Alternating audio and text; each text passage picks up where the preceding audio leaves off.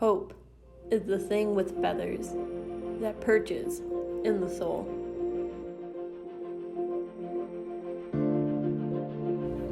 And sings the tune without the words, and never stops at all.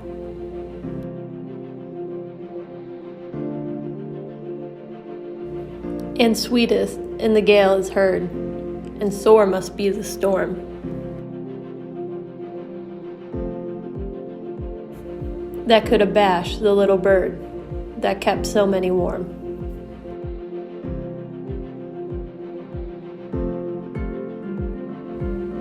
I've heard it in the chillest land and on the strangest sea.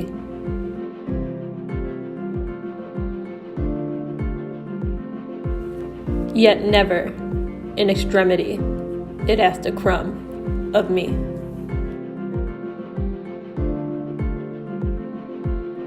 Hope is the first word of the poem, and it's in quotes, singling it out. The word holds so much meaning, yet is difficult to describe. Emily Dickinson decided to call it the thing with feathers that perches in the soul, alluding to a bird, which she will call it directly after. But there is a significance to her using the word feather first. Feathers are lightweight, gentle. When alone, they do not go against the elements or wind. They drift and go with the flow. Wherever the wind takes them, they go, and they are left with no autonomy. However, when a group of feathers are together, joined on the body, on the wing of a bird, those feathers direct the wind and give the bird the ability to fly. It keeps the bird afloat and gives it the ability to go through the wind and fly past it to calmer air. And sings the tune without the words. The use of the instead of the article signifies something specific, something familiar. Dickinson may not have the words of the song, but it's one she has heard before. Actually, it's one she has never stopped hearing. Never stops at all is what she writes. And it's important to note how she writes it. The dashes barricading at all make them stand out. She writes never stops and immediately stops the flow of the sentence afterwards. Rather than this contradicting her, however, it emphasizes the continuous nature of hope by highlighting that nothing at all has stopped its persevering. The song of hope is continuing, Dickinson remarks, stubbornly so. The gale is loud, incessant. The storm of life is waging on, but the song continues. Dickinson personifies the storm as sore or angry, that it cannot stop the thing with feathers from continuing on. The storm could not remove the hope, but not only that, it could not even abash it. Not only is hope physically there, perched on the human soul, it is also mentally persevering.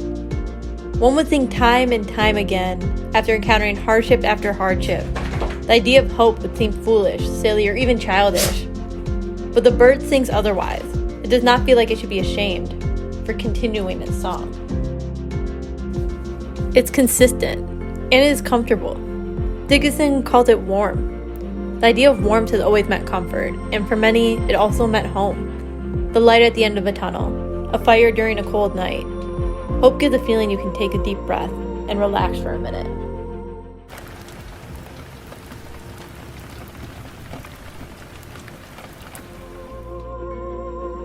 This stanza is the first time Emily Dickinson addresses herself. In a way, proving her own personal testimony. She isn't talking in general about hope, preaching to people. She's speaking on her own experiences, with the emotions that she knows, and talking about how it has not yet failed her. It seems we find ourselves always listening for and looking for hope. From the small things to the end of the world. In extreme doses, we listen for its song. We ask and take so much, but never ask for anything back or thank you. It doesn't ask of us anything. It just is. It perches on the soul and stays there. Emily Dickinson is making clear her belief that hope is not something that comes and goes, something you have to work for. It's integral to the human soul, to human nature. If we are alive, we have hope. The context of when and why this poem was written is completely elusive, as we do not have a lot of information on Emily Dickinson's writing. However, the lack of context in the original writing shows the power of it in present day. The human perseverance of hope through all the tragedy, which we have seen a lot of recently, is something that we all hold on to. The context is Emily Dickinson was reflecting on hope and how she was able to hold on to it through her own times of struggle. We, reading it in 2021, can feel the same. Time passes. Tragedies take different forms, but hope remains. Hope always remains.